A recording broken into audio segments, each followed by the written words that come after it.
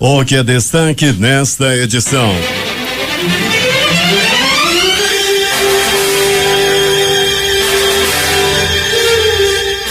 Tem início o estudo para definir cotas de atenção, alerta e emergência para enchente. Manaus Ambiental muda de nome e anuncia investimentos de 880 milhões. Divulgado um novo boletim epidemiológico que mantém alerta para vacinação contra sarampo. Taxistas prometem para hoje manifestação para cobrar legalização do transporte por aplicativo. Bolsonaro volta a Brasília nesta terça-feira para reuniões com autoridades e equipe de transição. Temer sanciona reajuste dos ministros do STF, Fux revoga auxílio moradia para juízes. Lula é denunciado por lavagem de dinheiro em negócios na África. ONU libera 35,5 milhões de reais em ajuda humanitária à Venezuela. Presidente das Filipinas chama bispos e sacerdotes católicos de idiotas. Suspeito de balear homem em hospital morre após ser espancado por outros presos. Dupla é presa no aeroporto Jeriunepé ao tentar embarcar com 25 quilos de drogas para Manaus. Bandidos morrem após troca de tiros com a PM em tentativa de roubo à loteria em Nova Olinda do Norte. O Jornal da Manhã começa agora.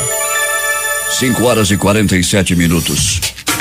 Quem retransmite o Jornal da Manhã? Panorama FM Itacoatiara. Alternativa em Alvarães. Boiúna, Boa Vista do Ramos. Nova FM Nova Olinda do Norte. Rio Madeira, Manicoré. Palmeira FM Manacapuru. Nova Luz FM em Canutama. Rádio Godearte em Humaitá. Humaitá, Anamã FM de Anamã. Marã FM em Marã. Cabocla FM de Altazes. Urucará FM Urucará. Comunitária de Urucurituba. Açaí FM em Codajás. Rádio Santo Antônio FM de Borba. Urucurituba FM em Urucurituba. Tupã e eu e você em Boca do Acre. Tucumã e Anuri FM em Anuri. Apuí FM em Apuí. Tucumã FM Nova Aripuana. Rádio Alternativa Aldeia Tucuxi, Distrito de Sampaio em Altazes. 5:48.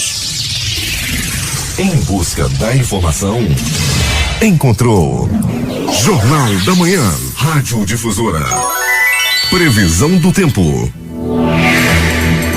O tempo hoje pode ficar nublado com chuva, prevê o Centro Gestor e Operacional do Sistema de Proteção da Amazônia. O Clima Tempo diz que é de 90% a probabilidade de chover 64 milímetros, o que, se acontecer, é muita água vinda do céu. Manaus está amanhecendo com 24 graus de temperatura e a máxima hoje não deve ultrapassar os 30 graus Celsius. A umidade do ar é de 84%. Os ventos estão calmos com 6 km/h de velocidade. Terça-feira, 27 de novembro. 331 dias do ano. Faltam 34 para terminar 2018. É dia de São Virgílio. Também é o dia da infância, o dia do técnico de segurança do trabalho e o dia mundial da luta contra o câncer. Entre sábado e a segunda-feira, o Rio Negro subiu 23 centímetros. Seu nível em relação ao mar estava ontem em 18 metros e 11 centímetros. O aeroporto Eduardo Gomes operou sem restrições para pousos e decolagens durante toda esta madrugada. Datas e fatos. Registros da história. 1838, uma força naval francesa bombardeia Veracruz, no México, iniciando a Guerra dos Pastéis. 1935, levante comunista no Rio de Janeiro. 1985, o cometa Halley, o mais famoso dos cometas, atinge o ponto mais próximo ao planeta Terra. 2001, o telescópio espacial Hubble detecta hidrogênio na atmosfera do planeta Osíris, a primeira atmosfera planetária a ser encontrada fora do nosso sistema solar. 2011, a Unesco classificou o fado como patrimônio cultural imaterial da humanidade. 5:50. Sejam bem-vindos ao Jornal da Manhã. Bom dia, Eduardo. Bom dia, Paulo. Bom dia, ouvintes.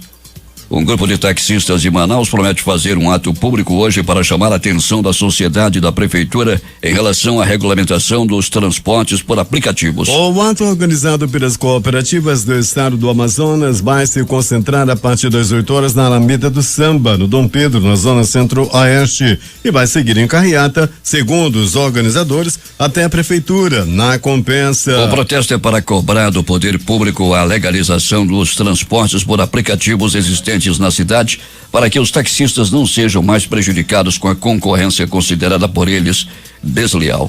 Eu converso com o repórter Alberto Pellegrini, que está nas ruas da cidade desde o início da madrugada. E, Pellegrini, essa manifestação hoje dos taxistas pode causar um transtorno ao trânsito, não? Ah, sim, Paulo, com certeza. Apesar de ser uma reivindicação justa, né, Paulo, pode atrapalhar, sim. Eles querem chamar a atenção aí do poder público, das autoridades, bem como da imprensa, né, para divulgar amplamente aí essa manifestação. Mas da última vez que eles se manifestaram, Paulo, eu lembro muito bem, eles ocuparam apenas uma pista da Pedro Teixeira, não chegaram a bloquear o trânsito em lugar nenhum, e nós esperamos que seja assim de novo nessa reivindicação deles hoje. Peregrino, o Sindicato dos Trabalhadores em Transporte Coletivo Urbano e Rodoviário de Manaus vai realizar uma Assembleia Geral Extraordinária no dia 29, quinta-feira, na sede do sindicato. E a primeira convocação vai acontecer às 10 horas.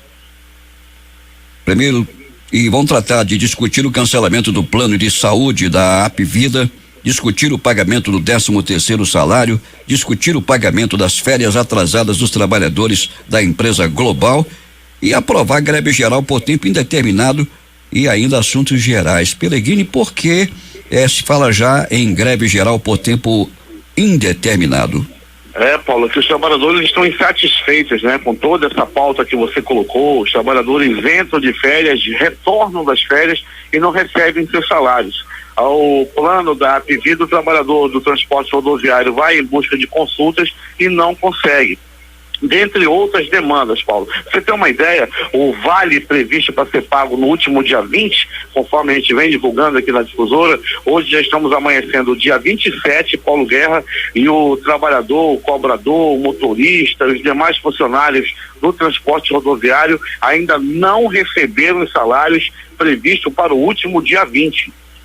Vamos lembrar que a Assembleia vai à primeira convocação dos trabalhadores, Peregrine, do segundo turno, às 9h30, com a presença de 2/3 dos trabalhadores, e a segunda convocação será às 10 horas da manhã, com os presentes e o que houver. A primeira convocação dos trabalhadores do primeiro turno às 15h30, com a presença de 2/3 dos trabalhadores, e a segunda convocação será às 16 horas, com os presentes que houver para a deliberação da pauta que já falamos ainda há pouco. E preocupa, não é, Peregrine? Preocupa, Paulo, porque independente do sindicato, né, tá fazendo essa manifestação, essa convocação toda, existe também a possibilidade do trabalhador, sem a presença do sindicato, parar no centro da cidade, como foi feito da última vez. O sindicato afirma que das últimas paralisações não esteve presente, não foi determinado por eles. O trabalhador lá se junta, 3, 4, 5, 10, resolvem parar ali no centro da cidade, daí está feita a confusão. Alberto Peregrine, a cidade viveu horas de calmaria sem ocorrência de mortes por violência, a não ser o que aconteceu ontem com aquele bandido que foi balear um outro que estava no pronto-socorro. Ele foi transferido para o João Lúcio, é isso? Foi transferido para o João Lúcio, né, Peregrine? O João Lúcio, Paulo. Esse cara tem o corpo fechado, ele já havia escapado, Peregrine, esse que foi transferido para o João Lúcio, já havia escapado daquela chacina que aconteceu no campo de futebol lá na Compensa. Agora ele sofreu um novo atentado, não morreu, os caras invadiram o pronto-socorro para matá-lo, não conseguiram, e ele ainda está aí com vida, não é, Peregrine? Pois é, rapaz, 3 tentativas, Paulo. Tem outros que de uma bala perdida parte dessa para pior. Ele não, ele já passou por três situações realmente de muito perigo, onde morreram outras pessoas. E ele continua vivo, está lá, está entubado, está lá no pronto-socorro João Lúcio. Há quem diga que ele não corre mais risco de morte. Pois é, segundo o Jardina, que é ligado às coisas do alto, Deus tem um plano para ele, Peregrine.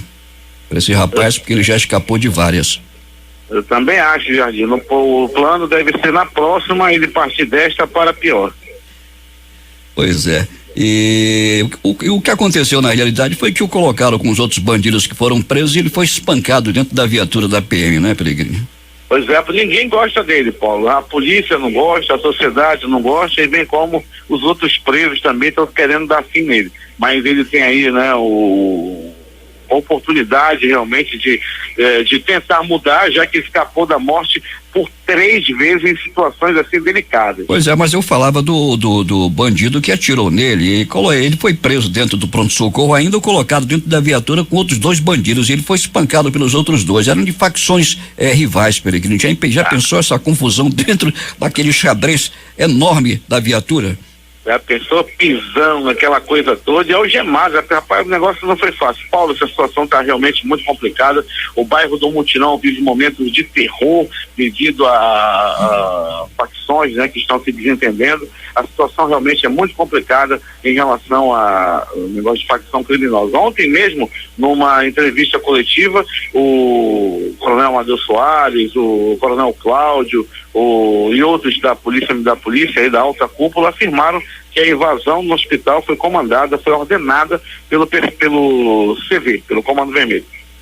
Pois é, são coisas que estão acontecendo na cidade, e isso acontece quase sempre no Rio de Janeiro e agora também chegando por aqui. Vamos esperar que não venham outros eventos desse tipo a acontecer, não é, Peregrini? Pois é, Paulo, que os homens aí já estão preparados, eles não temem mais ninguém, a prova foi essa daí, eles encaram mesmo a polícia, estão com tudo aí, Paulo, viu? O negócio de facção está crescendo cada vez mais na nossa cidade. Peregrini, vamos interagir com os nossos ouvintes. Em São Gabriel da Cachoeira, quem está acompanhando o jornal é o Daniel Noleto e Paulo Paladino. Diz que a audiência é de 100% e gostam muito do noticiário policial. E também gostam da voz do Eduardo Silva, segundo diz aqui um ouvinte. Centro de Manaus com trânsito totalmente parado, próximo ao mercado da Manaus Moderna. E estão pedindo fiscalização naquela área. Alberto Pellegrini, seu Chiquinho Cameli, que está acompanhando o jornal também, o homem forte do estaleiro Juruá, lá em São José do Mipibu. Quem acompanha o jornal é a Janete Castro Amorim, que é uma artista plástica que acompanha todos os dias o Jornal da Manhã. Pellegrini, quem mais? Pois é, Paulo Guerra, também a gente passa com a nossa unidade externa e muita gente pede aquele alô. O Bilu da lotação tá fazendo também, acenando com aquele alô bacana. E reforçar o abraço do Chiquinho Cameli, que toda madrugada ele mesmo faz o café. Lá ele tem cafeteira, tem tudo, mas ele gosta de café coado naquele coador de pano. E é ele mesmo que faz o café todos os dias, às 4 da manhã. Já liga o radinho na difusora e fica curtindo a programação, principalmente o nosso noticioso, Paulo. Pellegrini, estão perguntando aqui sobre a Casa das Coelhinhas que a polícia fechou. Você tem alguma informação? Uma pena, Paulo Guerra, eu não queria nem tocar nesse assunto, realmente isso dói profundamente, né, Paulo? Gente que gostava quem gosta de frequentar, nós esperamos aí que venha se regularizar e tudo volte à feliz normalidade.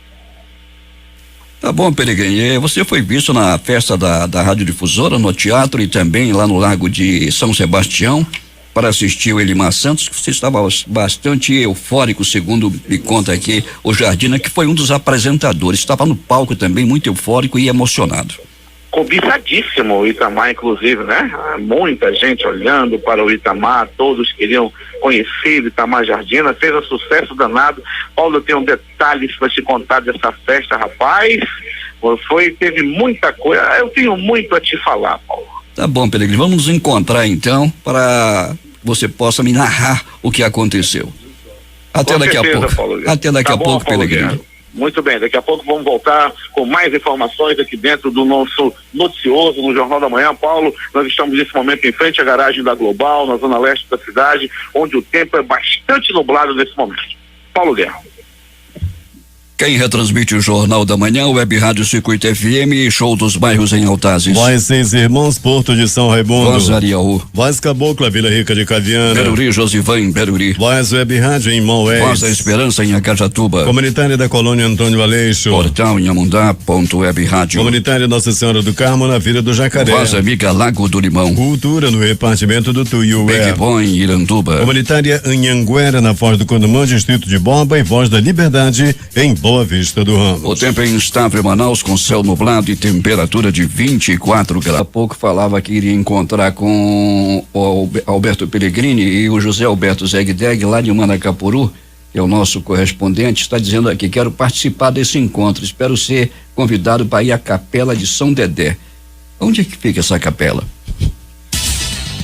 Com a chegada do período de festas e fim de ano, aumentam a concentração de pessoas no centro e o uso de equipamentos de som pelas lojas para atrair a atenção dos clientes. Com a finalidade de orientar os lojistas a evitarem essa prática, a Prefeitura de Manaus, por meio da Secretaria Municipal do Meio Ambiente e Sustentabilidade, SEMAS, realiza nesta terça-feira a Operação Centro Silêncio de combate à poluição sonora. Essa primeira blitz será apenas caráter orientativo preventivo e será realizado pelo Departamento de Fiscalização com apoio da Divisão de Educação Ambiental da SEMAS. Nas próximas ações, ao longo do mês de dezembro, serão tomadas as medidas punitivas cabíveis em caso de flagrante de excesso de som. A concentração será a partir das 9h30, Conselho da Esquina da Rua Quintino Bocaiúva, com Marcílio Dias, em frente ao prédio da Associação Comercial do Amazonas. E quando é que o pessoal vai também no Amazonas Shopping para checar a altura daquele som ambiente do Amazonas Shopping? Ninguém pode falar com ninguém ali. A altura é enorme, é grande e uma perturbação muito grande para as pessoas que vão ao Amazonas Shopping. Parece que você está na Rua dos Barés, com aquelas casas vendendo e aquelas pessoas anunciando a porta. 6h05. Temos informações de Manacapuru. José Alberto Zeg-Deg está convidado. Bom dia. Bom dia, Paulo Guerra. Bom dia, ouvintes da Difusora. Bem, Paulo, a Câmara Municipal de Manacapuru realiza amanhã, quarta-feira, uma audiência pública onde será tratado assuntos referentes à construção do presídio estadual, e será construído no quilômetro 9 da M352, estrada que liga o município de Manacapuru ao município de Novo Airão. Marivando Ximenes da Silva, presidente da capelania carcerária da Assembleia de Deus Tradicional, dá mais detalhes sobre a audiência e aproveita para fazer o convite à população. A questão é do que nós aqui manacapuruenses fomos agraciados de um presídio aqui em Manacapuru, visto do que já foi liberado, orçado a obra em 18 milhões, e aí a gente quer saber das autoridades do que vai ser feito dentro desse presídio. Se vai ter algum trabalho de ressocialização dos detentos aqui de Manacapuru, ou se vai ter aí um trabalho visto de que vai ser necessário até um polo aqui em Manacapuru para que possa obter Capiranga, Beruri, Anuri. Isso é que a gente quer saber das autoridades a qual vai estar presente nessa audiência pública. E neste momento também eu quero convidar a população manacapuruense, quero convidar a mãe dos detentos, solicitar os pais deles que possam estar conosco ali na quarta-feira na Câmara Municipal de Manacapuru. E assim temos visto de que é necessário o apoio de toda a população manacapuruense no dia 28, quarta-feira. Desde 2015, quando foi desativada a cadeia pública a Taliba Davi Antônio, presos condenados e provisórios estão sendo mantidos na Delegacia Geral de Manacapuru. Bem, Paulo, na escuta do Jornal da Manhã está nosso amigo Nego Chico e seu irmão Willis Regis de Alencar, na Rua Valdemar Ventura. Nossos agradecimentos aos dois irmãos pela audiência. De Manacapuru, Zeg-Deg para o Jornal da Manhã. 6h07 em Manaus, é o Jornal da Manhã interagindo com os nossos ouvintes. Estamos recebendo uma informação que aconteceu o choque de 2 ônibus de transporte de funcionários do Distrito Industrial. Um da Dacos e outro da Martins, lá na Rua Itaú, próximo ao Bar do Mengão. E os ônibus se chocaram sem vítimas. E vamos checar esta informação também. O Balé Folclórico do Amazonas e a Orquestra de Violões do Amazonas se reúnem nesta terça-feira às 20 horas no Teatro Amazonas para apresentar o Sarau Amazônico, um espetáculo que unirá dança, música, poesia, além de um leque de experiências culturais que buscam valorizar as artes e os costumes genuinamente amazonenses. A classificação é livre e o acesso é gratuito. Com vistas a fomentar o ambiente tecnológico da capital amazonense a partir do estímulo a processos industriais mais eficientes, produtivos e modernos, bem como do desenvolvimento de novas tecnologias por parte de empresas, institutos e startups de tecnologia, será realizada de hoje até o dia 29 no Estúdio 5, Centro de Convenções, a primeira feira do Polo Digital de Manaus. O evento voltado a empresários, profissionais, estudantes e ao público em geral terá a apresentação de ofertas e demandas existentes no Amazonas em relação aos produtos e serviços digitais. A hora em Manaus. 6h08. O pagamento das dívidas com o 13º salário será prioridade para os manauaras este ano. É o que aponta a pesquisa da Câmara de Dirigentes Lojistas de Manaus, o CDL Manaus, divulgada nesta segunda-feira. Ainda com incertezas quanto à economia, a maioria dos consumidores, o equivalente a 22,42%, pretende pagar as dívidas já contraídas.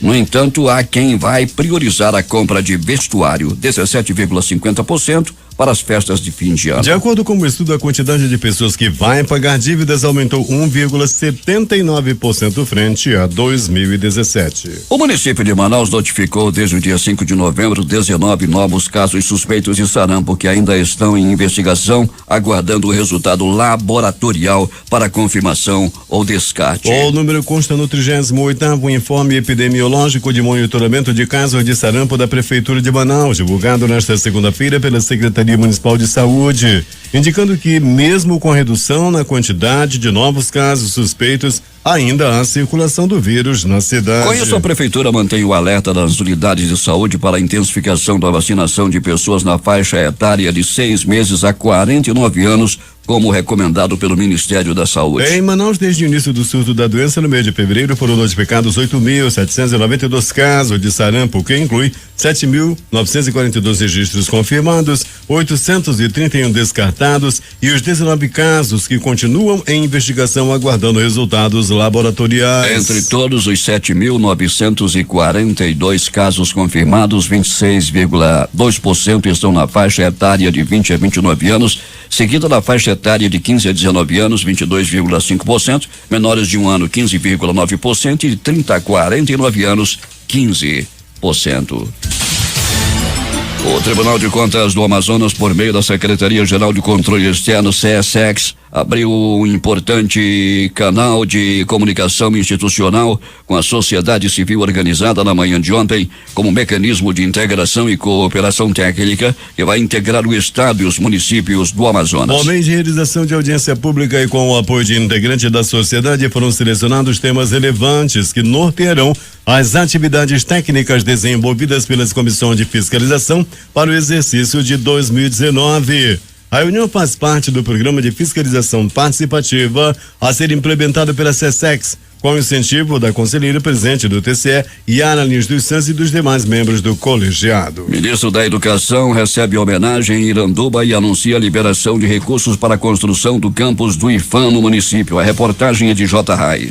O ministro da Educação, Rocieli Soares, recebeu na tarde de ontem o título de cidadão benemérito de Iranduba durante sessão especial na Câmara de Vereadores do município. O presidente do Tribunal de Justiça do Amazonas, desembargador Iedo Simões, e os deputados estaduais Francisco Souza e o eleito Fausto Júnior participaram da solenidade. A homenagem ao ministro foi proposta pelo ex-vereador Antônio Alves do PT em setembro de 2015, quando Rocieli Soares era secretário de Educação do Amazonas. Na época, a SEDUC fez importantes investimentos em Iranduba, reformando, ampliando, equipando e construindo escolas, entre elas o SET, Centro de Educação de Tempo Integral Maria Isabel Desterro e Silva. Na coletiva de imprensa, Rocieli Soares falou da satisfação pela homenagem e confirmou a disposição do MEC em destinar recursos ainda este ano para a implantação de um campus do IFAM, o Instituto Federal do Amazonas, aqui no município. Nós estamos trabalhando para que Iranduba também tenha um campus avançado do Instituto Federal do Amazonas, que é uma instituição muito importante que atua com educação técnica e profissional, e é uma demanda da cidade que nós estamos correndo muito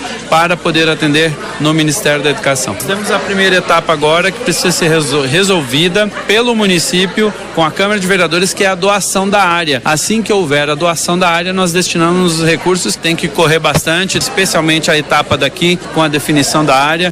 Já é tida como certa a doação de um terreno pelo empresário Guilherme Aloísio de Oliveira para a construção do campus do IFAM. O empresário esteve presente na sessão especial de ontem e confirmou às autoridades locais a disponibilização da área. Faltam agora apenas os trâmites burocráticos para oficializar o ato.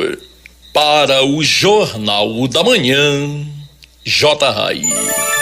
Agora 6h13 em Manaus. Com o compromisso de levar mais qualidade de vida para a população, o grupo AEGEA, controlador da concessionária Manaus Ambiental, anunciou na manhã de ontem a troca do nome da empresa, que passa a ser chamada de Águas de Manaus, e novos investimentos em abastecimento de água e esgotamento sanitário na ordem de 800 milhões para os próximos 5 anos, como disse o diretor-presidente da AGEMAN, Fábio Alho.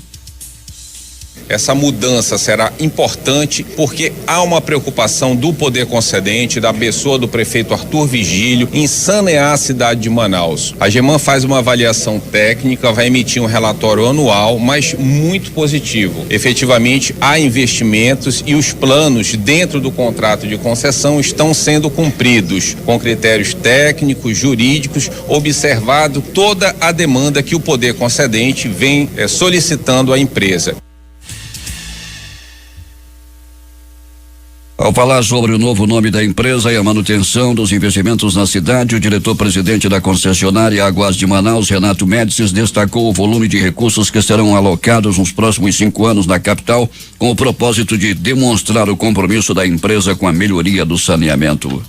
Desde o dia 15 de junho, quando a EGEA assumiu a concessão de saneamento de Manaus, que a gente começou a escrever uma nova história. E hoje, para simbolizar esse momento de mudança e essa nova forma de enxergar o saneamento e de tratar o saneamento, a empresa passa a se chamar Águas de Manaus. Então, uma nova identidade, uma nova forma de interagir com a sociedade, levando Manaus a dar um grande salto no que diz respeito a saneamento. Temos aí para 2019 cerca de 160 milhões de reais de investimento e para os próximos 5 anos 800 milhões de reais de investimento. Então é um grande salto para Manaus num curto espaço de tempo.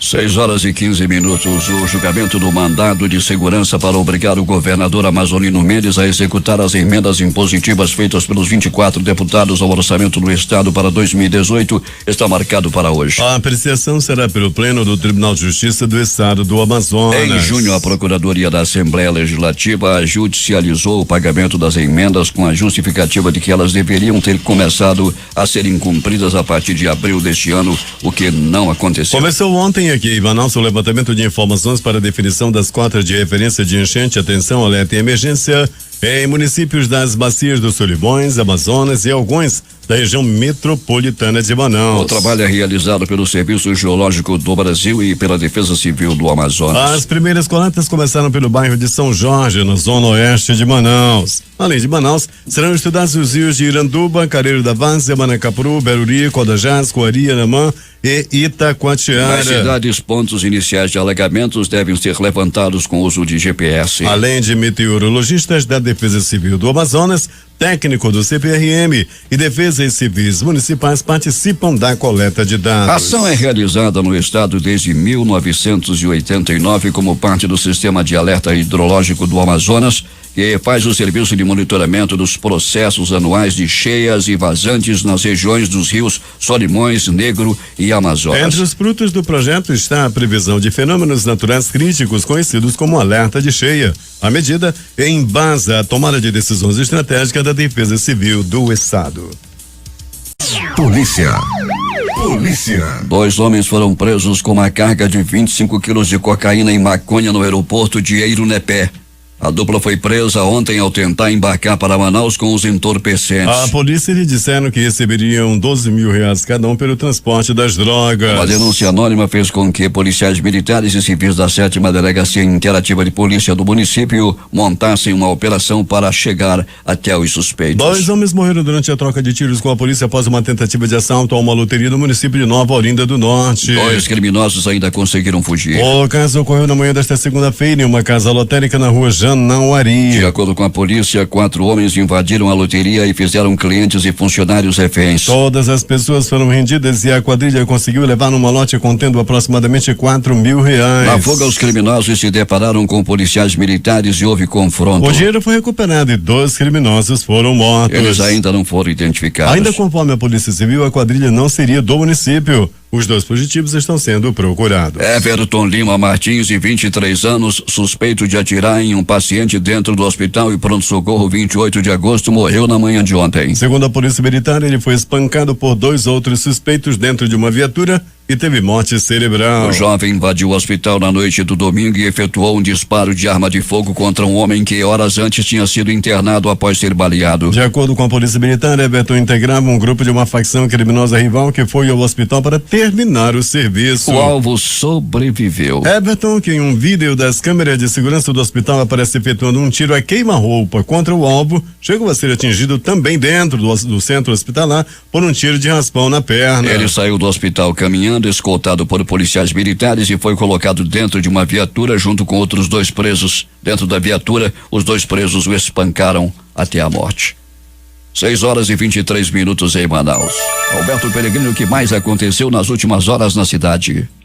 Muito bem, Paulo Guerra e ouvintes do Jornal da Manhã. Paulo Guerra, já temos novidades em relação à pedra do Instituto Médico Legal. Agora há pouco, uma morte no mutirão. Daqui a pouco, os detalhes.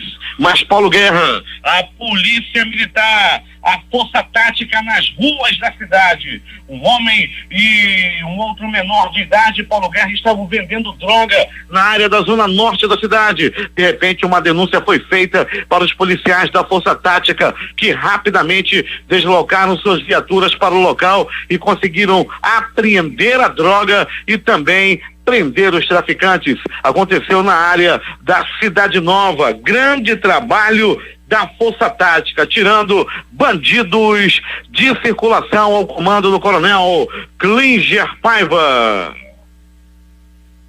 Também em uma ação dos policiais da 4ª SICOM. A 4ª SICOM, localizada no bairro Grande Vitória, realizando grande trabalho nas ruas de sua circunscrição. Realizou ontem, Paulo Guerra, várias incursões dentro dos bairros e tirando bandidos de circulação. Fiscalizando muito, inclusive, aquela área da rua ali dos Buritis, né? No Distrito Industrial, uma via onde acontecem vários assaltos bem em cima dos quebra-mola. Tem um quebra-mola lá, Paulo, são 2 na realidade, que parece um muro. Rapaz, é o ônibus do transporte especial, tem que praticamente parar o ônibus, atravessar para poder passar pelo quebra-mola. Daí acontecem os assaltos. A polícia está monitorando e muito, e os policiais já me disseram, inclusive, Paulo, que esses quebra-molas ajudam sim e ajudam muito a ação dos criminosos que praticam assalto ali na área da rua Palmeira do Miriti, no Distrito Industrial 2. Atenção aí, autoridades de trânsito, rua Palmeira do Miriti. Os quebra-molas gigantescos feitos naquela área estão ajudando a ação dos bandidos nos assaltos ao transporte especial. Pronto socorro João Lúcio, o gigante da zona leste da cidade. Um homem deu entrada à vítima de agressão física. As primeiras informações dão conta de que trata-se de um cachaceiro. Ele gostava de tomar cachaça.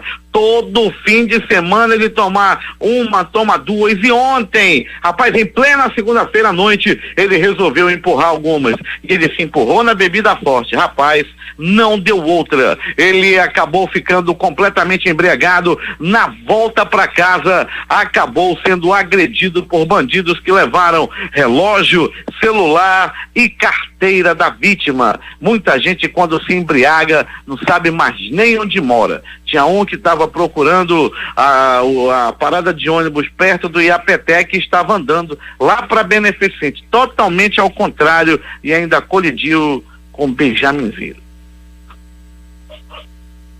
Paulo Guerra e ouvintes do Jornal da Manhã, ainda do gigante da zona leste da cidade, um homem apanhou a golpes de corrente. As primeiras informações dão conta de que essa confusão aconteceu na área do bairro Jorge Teixeira, e a vítima, o homem que levou as correntadas, estava brigando com o próprio cunhado. As informações dizem que o homem estava brigando com a mulher e de repente deu-lhe um bofete nela. Daí o irmão dela estava consertando a moto, uma moto velha daquelas bem arrebentada já, e estava limpando a corrente. Essa corrente da moto ele usou para bater nas costas do próprio cunhado. Isso aconteceu no bairro Jorge Teixeira, e as pancadas foram tão fortes que o homem teve que passar por exames no pronto-socorro João Lúcio. Pronto-socorro Platão Araújo.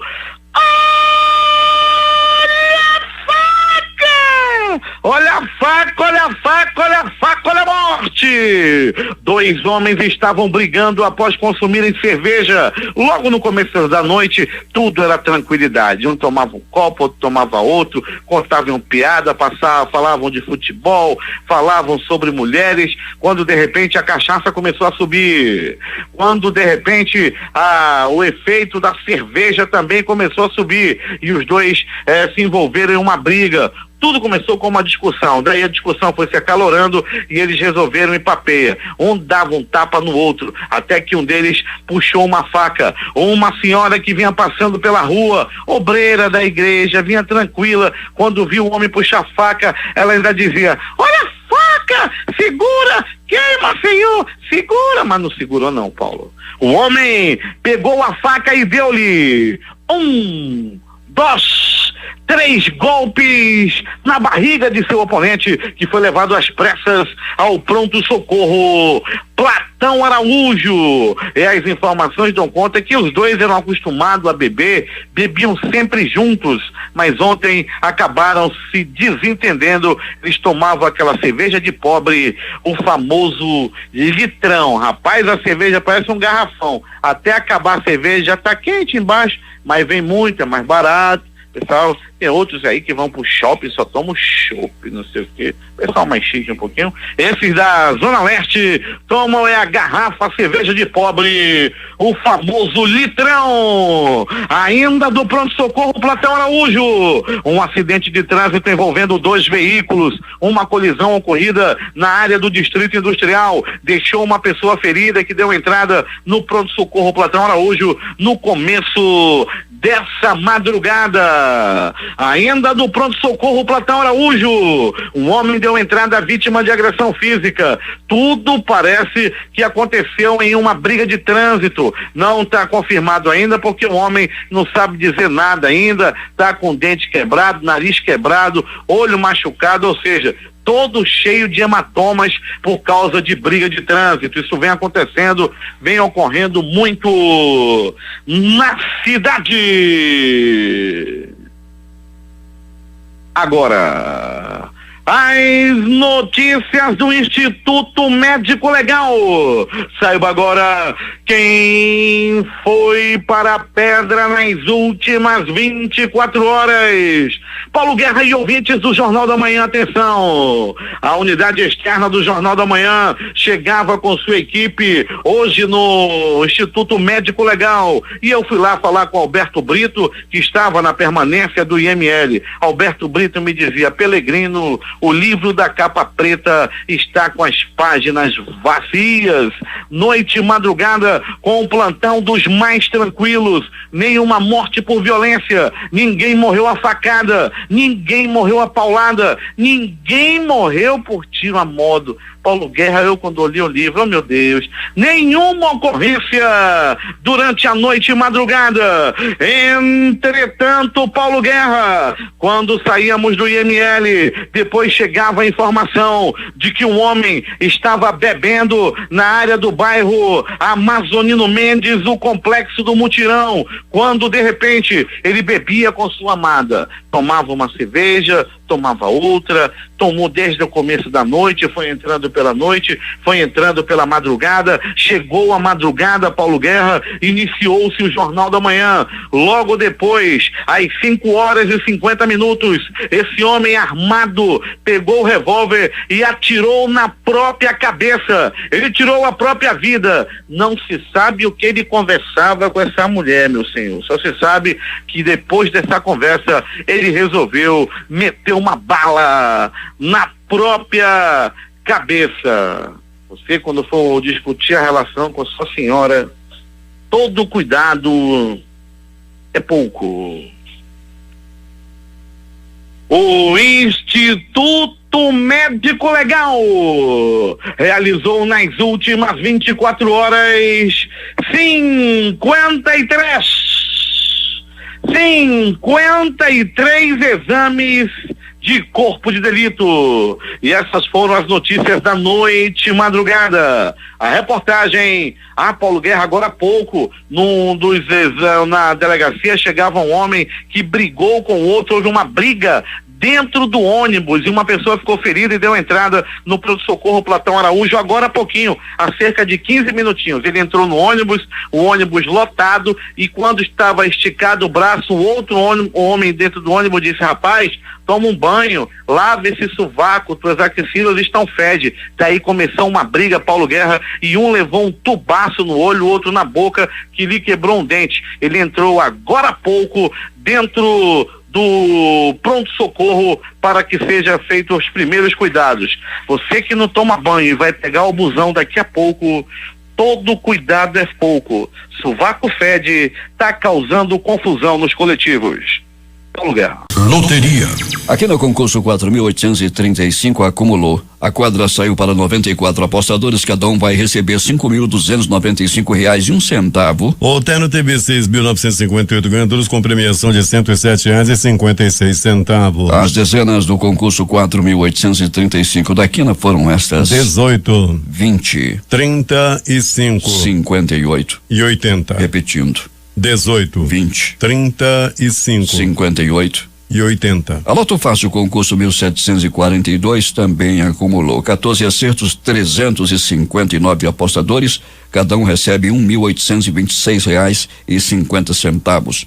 As dezenas sorteadas foram 01, 04, 06, 08, 09, 10, 12, 14, 15, 16, 17, 18, 20 21 e 25. Agora 6h37. Esportes. Aproveitando o fim do ano, o site Esportes Inteligência realizou um estudo que avalia quais são as ligas de futebol que melhor pagam seus jogadores. A análise constatou que o Brasileirão é a nona que tem o maior salário médio, um valor aproximado de 576 mil euros anuais, cerca de R$2,5 milhões, sendo que quem lidera a lista é a Premier League na Inglaterra, com um impressionante valor médio de 3,4 milhões de euros anuais, cerca de R$15 bilhões. Completando o top 5 estão a Espanha com um salário médio de 2,5 milhões de euros, cerca de 11 milhões. A Itália com 1,7 milhões de euros, por volta de 7,5 milhões. A Alemanha com a marca de 1,6 milhões de euros, em torno de 7 milhões. E por fim a França com um salário médio anual de 1,2 milhões de euros, aproximadamente 5,3 milhões de reais. Com isso, o Brasil é o único país sul-americano presente no top 10, que é denominado pelas competições europeias. As únicas exceções são a China, que está na sexta colocação com valor anual de 903 mil euros, cerca de 4 milhões de reais, e o Canadá, que está uma posição abaixo do Brasil e que tem um salário médio de 446 mil euros, aproximadamente 2 milhões de reais. O São Paulo decepcionou sua torcida ontem à noite no Morumbi ao empatar em 0-0 com o Sport Clube Recife. Jogando mal, Nenê desperdiçou um pênalti que poderia ter dado a vitória ao tricolor. No outro jogo que fechou a penúltima rodada do Brasileirão, o Botafogo fez 2-1 no rebaixado Paraná. Os jogos de hoje pela Liga dos Campeões da UEFA. Às 15h55 jogam Atenas e o Ajax. CSKA e Moscou e Pilsen. Às 18h jogam Juventus e Valência. Lyon e Manchester City. Roma e Real Madrid. United e Young Boys. Bayern de Munique e Benfica. Hoffenheim e Shakhtar Donetsk. Últimas notícias. O dólar subiu pela quinta sessão seguida e encerrou a segunda-feira acima do patamar de 3,90. A moeda norte-americana foi influenciada por um fluxo de saída de recursos em ambiente de aversão ao risco no exterior e cautela com o cenário político local. A moeda norte-americana subiu 2,51%, cotada a 3,91. Morreu o Dr. João Braga, que foi comentarista de esportes aqui da Rádio Difusora, e eu converso com Valdir Correia, que trabalhou durante muitos anos com ele. Bom dia, Valdir. Bom dia, Paulo. É com um profundo pesar que nós comunicamos neste momento à sociedade amazonense o falecimento de João dos Santos Pereira Braga, nosso querido Braguinha, doutor João Braga. Aliás, nós dois trabalhamos com ele, né, Paulo, desde o tempo da Rádio Baré, da Eduardo Ribeiro, comentarista esportivo, e depois ele veio trabalhar na Difusora, bom comentarista, advogado. Fazia dupla com o Libório, né? Exatamente. Professor de Direito, foi secretário de Segurança, também foi do Conselho do Tribunal de Contas do Estado do Amazonas, cumpriu sua missão, grande coração, grande homem realmente. e agora foi convocado por Papai do Céu. O corpo está sendo velado já a partir deste momento no Tribunal de Contas do Estado, e seu sepultamento dá-se às 16 horas de hoje no cemitério São João Batista. Lamentamos, mas nós temos uma missão aqui embaixo, né, Paulo? E vai deixar uma grande lacuna. Eu tenho muitas lembranças boas, felizes, doutor João Braga, com você também, lá dos anos 60, na Rádio Baré, sempre muito bacana, distinto, amigo, um verdadeiro conselheiro dos mais jovens e com quem aprendemos muito, graças a Deus. E nesse momento nós estendemos também os nossos sentimentos, né, Paulo? Eu, você, todos nós da Difusora, a família de João Braga. Sem dúvida alguma, irmão do Roberto, inclusive, né? Roberto Braga também. Tá bom, Valdir, muito obrigado pela informação aqui. Lamentamos o falecimento do Dr. João Braga. 6h44. A Comissão Nacional de Erradicação do Trabalho Infantil, vinculada ao Ministério do Trabalho, lança nesta terça-feira o 3º Plano Nacional de Erradicação do Trabalho Infantil e Proteção do Adolescente Trabalhador, com os eixos das ações assumidas pelos diversos órgãos nacionais e internacionais para a erradicação do trabalho infantil aqui no Brasil. O lançamento, marcado para as 14 horas do auditório do Ministério em Brasília, ocorre 10 anos após a criação da lista das piores formas de trabalho infantil da Organização Internacional do Trabalho. O presidente dos Estados Unidos, Donald Trump, que se orgulha de seus esforços para impulsionar o setor industrial, declarou estar decepcionado com o possível fechamento de fábricas e corte de milhares de postos de trabalho na General Motors, anunciado pela gigante automotiva nesta segunda-feira. As demissões atingirão 25% dos funcionários em cargos executivos para agilizar a tomada de decisões do grupo. Cerca de 15 mil trabalhadores podem ser demitidos. Pelo menos 5 pessoas morreram e várias ficaram feridas nesta segunda-feira após a queda de parte da estrutura de uma ponte em construção na estrada que liga Bogotá, capital da Colômbia, a cidade de Vila Vicêncio. A Organização das Nações Unidas liberou nesta segunda-feira um fundo de emergência de 9,2 milhões de dólares, cerca de 35,5 milhões de reais, para ajuda humanitária à Venezuela, a primeira assistência destinada ao país. De acordo com a agência Reuters, o valor se destina a programas humanitários para a saúde e assistência nutricional, principalmente a mulheres, lactantes e crianças venezuelanas. Até então, o regime de Nicolás Maduro relutava em aceitar ajuda internacional. O presidente das Filipinas, Rodrigo Duterte, reavivou sua briga com os bispos e sacerdotes católicos do país, onde mais de 85% da população professa o catolicismo, ao dizer que os filipinos não deveriam ir à igreja para pagar esses idiotas. Construa uma capela na sua própria casa e reze lá. Assim não tem que ir à igreja para pagar a esses idiotas, afirmou Duterte ao inaugurar na segunda-feira ontem o projeto de fornecimento de água na cidade de Davao, no sul das Filipinas. O presidente filipino afirmou que as crenças católicas são arcaicas e que suas doutrinas não podem ser aplicadas no presente porque estão aferradas a uma fé de 3.000 anos atrás. 6h47.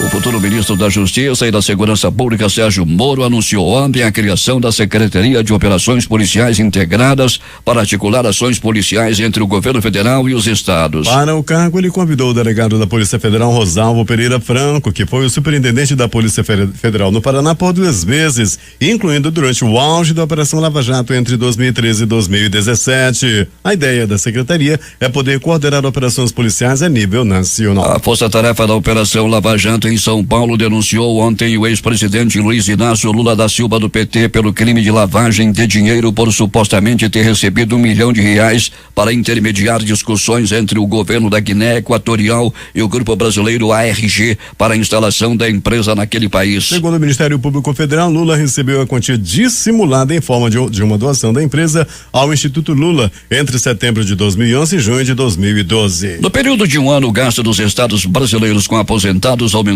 quase 10 vezes mais do que a despesa com os funcionários da ativa, segundo cálculos do Instituto de Pesquisa Econômica aplicada ao IPEA. Na soma de todos os estados, as despesas com os servidores ativos aumentaram 0,8% entre setembro de 2017 e agosto de 2018, enquanto os gastos com aposentados e pensionistas cresceram 7,5%. O presidente do Supremo Tribunal Federal, Dias Toffoli, pediu ao comandante do Exército, General Eduardo Vilas Boas, a indicação de um novo assessor para o STF. O atual assessor especial de Toffoli, General Fernando Azevedo e Silva, assumirá o Ministério da Defesa no governo de Jair Bolsonaro. Toffoli quer que o novo indicado auxilie no STF e no Conselho Nacional de Justiça em análises e políticas voltadas para a área de segurança. O presidente Michel Temer sancionou nesta segunda-feira o reajuste para ministros do Supremo Tribunal Federal. Com isso, o ministro do Supremo Tribunal Federal, Luiz Fux, revogou o auxílio moradia para juízes, integrante do Ministério Público, Defensorias Públicas e Tribunais de Contas. O reajuste para ministros do STF de 33 mil para 39 mil reais foi aprovado no Senado no dia 7 de novembro.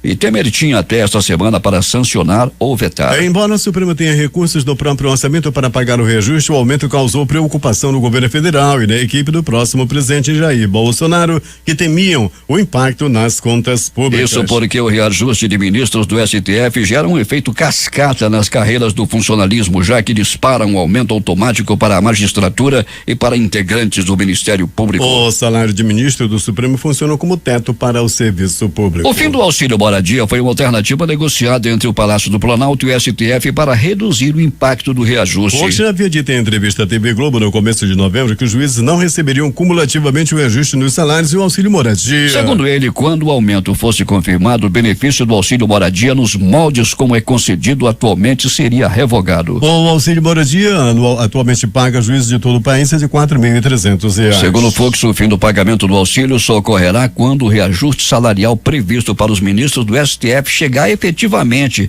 à folha salarial. 6h50. O presidente eleito Jair Bolsonaro retorna a Brasília hoje para se reunir com autoridades, políticos, integrantes da equipe de transição de governo. Esta é a quarta vez que Bolsonaro viaja à capital desde a vitória das urnas em 28 de outubro. Geralmente ele fica de 2 a 3 dias na cidade, se reunindo com aliados e com representantes de instituições. A expectativa é que Bolsonaro defina nos próximos dias os nomes de mais ministros, como aconteceu nas passagens anteriores do presidente eleito pela capital federal. Após a passagem por Brasília, Bolsonaro receberá na quinta-feira no Rio a visita do conselheiro de Segurança Nacional dos Estados Unidos, John Bolton. A gestão do futuro presidente quer se aproximar do governo de Donald Trump nos Estados Unidos. Conforme a assessoria, Bolsonaro ainda deve participar na quinta de uma formatura na Escola de Aperfeiçoamento de Oficiais do Exército. Bolsonaro também tem previsão de ir na sexta-feira a Guaratinguetá, em São Paulo, para uma visita à Escola de Especialistas da Aeronáutica. Ele ainda deverá passar por Aparecida e Resende, no Rio de Janeiro, onde no sábado visitará a Academia Militar das Agulhas Negras. 6h51. Os principais jornais do país e seus destaques de capa nesta terça-feira. No Rio, o Globo. Fox condiciona fim de pagamento de auxílio moradia a reajuste no contra-cheque do STF. Folha de São Paulo. Lula é denunciado sob acusação de lavagem de R$1 milhão. O estado de São Paulo. Acordo prevê retirar 144 mil toneladas de açúcar de alimentos e bebidas até 2022. Planalto Central, capital da República, Correio Brasiliense. 5 policiais militares são presos por exigir vantagem indevida e cárcere privado. Valor econômico. Dólar fecha acima de 3,91 em meia saída de recursos, commodities e política. Estado de Minas. Filho de casal morto em acidente aéreo denunciado na Lava Jato no mesmo dia da morte dos pais. No Recife, Jornal do Comércio. Maduro recebe ajuda humanitária da ONU para tirar a Venezuela da crise humanitária. Diário do Nordeste em Fortaleza. Polícia investiga incêndio a carro de vereador em frente à Câmara do Interior Cearense. Porto Alegre, 0 hora. Mesmo doente, Renan Calheiros segue dando pitacos na política nacional.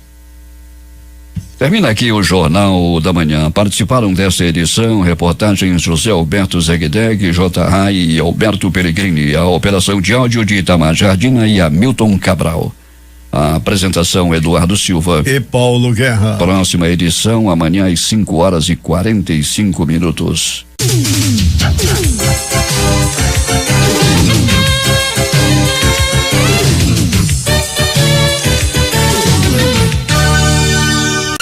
Difusora FM 96,9.